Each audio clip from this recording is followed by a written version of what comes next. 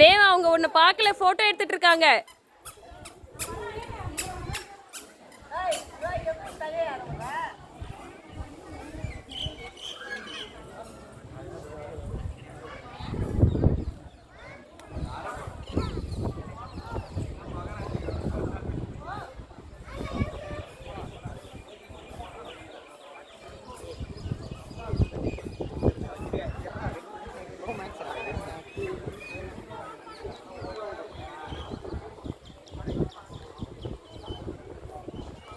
ஒரு பக்கம் ஹேண்ட் ரயில் புடி அப்போ.